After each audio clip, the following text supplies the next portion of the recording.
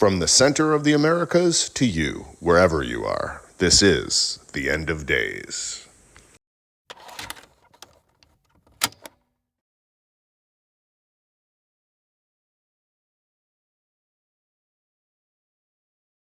Hello, exiles. Welcome home. I'm recording this on a Sunday morning. It's a overcast-ish day here in the jungle. A little humid. But since I built my casita, I do have air conditioning now. So fear not. Been looking at the news lately, and I can see the genocide is going gangbusters, isn't it? I've been thinking about the true heroes out there speaking the truth, as opposed to those charlatans. You know, those people like Russell Brand and Andrew Tate, etc. There's a lot of them, and they're complete frauds. And I find it interesting that one tends to find the voices as if by some gravitational force, one truth-speaking dude or dudette, Whitney Webb, anyone, leading to the next. And you understand that this occurs naturally, and it is a matter of vibration, frequency. And when you are tuned into the right frequency, one of love and consciousness, then discerning the truth becomes vastly easier. Picking out the charlatans, those chaps who at first come off as genuine and who in a little time show us their true essence, becomes facile. Tucker says the real battle is between people who are lying on purpose and people who are trying to tell you the truth. It's between good and evil. It's between honesty and falsehood. A few people come to mind. I'm putting the links below. Edify yourselves as required. Some of these people are Jeff Berwick, David Icke, Clif High, Dustin Nemos, Robert Edward Grant, who I just talked about previously. And there are, of course, others. Your mileage may vary.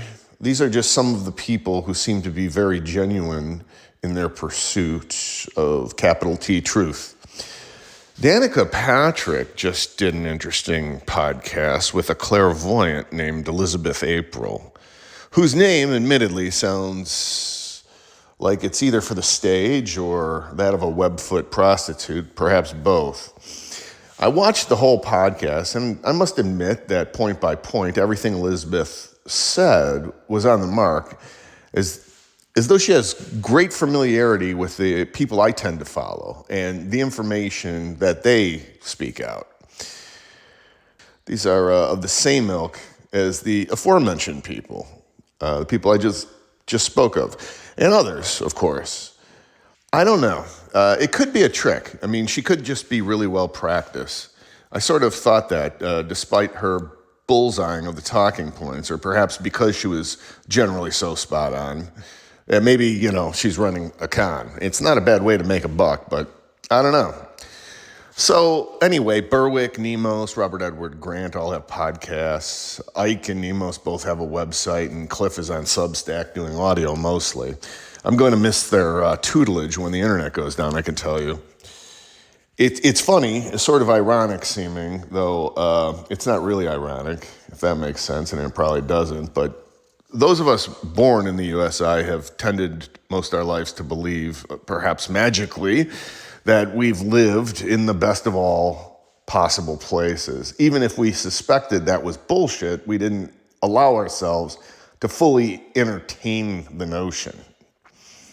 Now that I've been out of the USA, or the USI, for several years, it seems like a dream, really, as though all my life had been a comic farce, and it's hard to reckon the significance of it. The biggest question begged is, why the hell was I sleeping so soundly?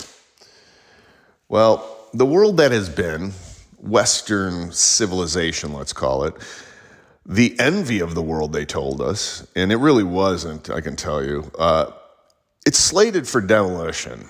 And while we don't know the appointed date or hour, it's increasingly feeling imminent.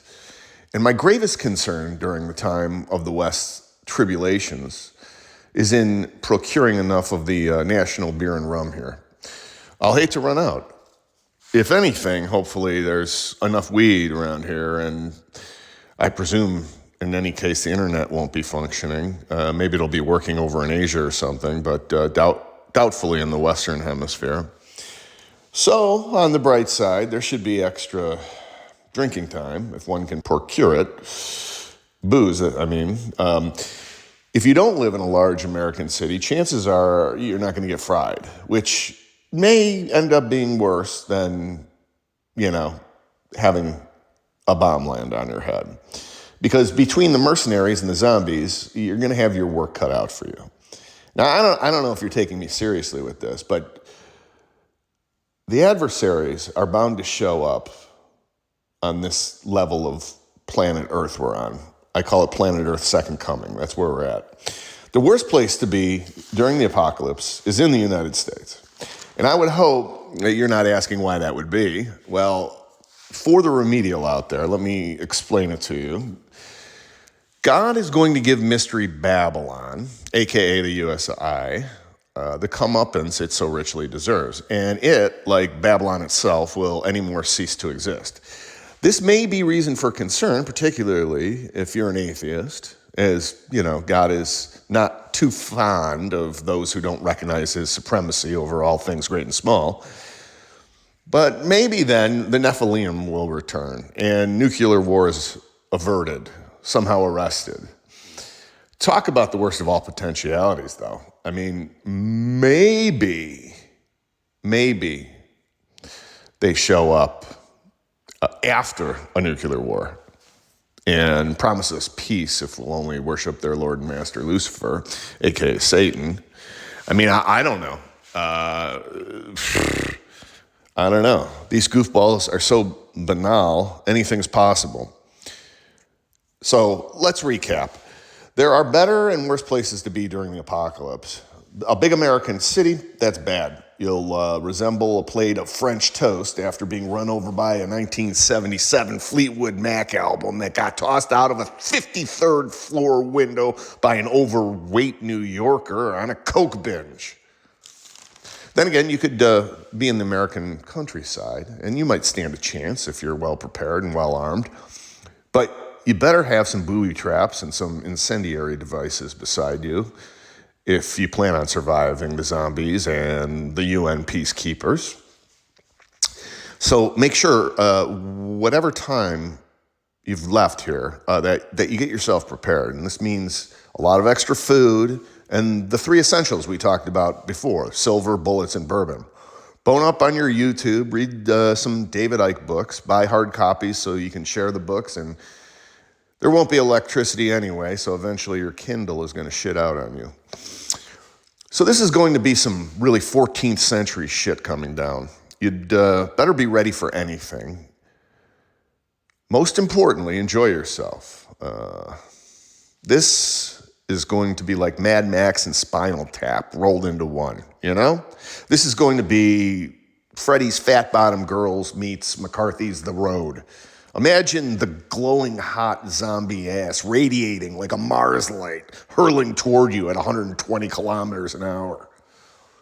So who are your heroes? Comment below, like it makes a difference and someone gives a damn. CB and I'd really appreciate it, because outside of ourselves, no one loves us. And we don't want your sympathy anyway. So send us bourbon, pictures of your feet.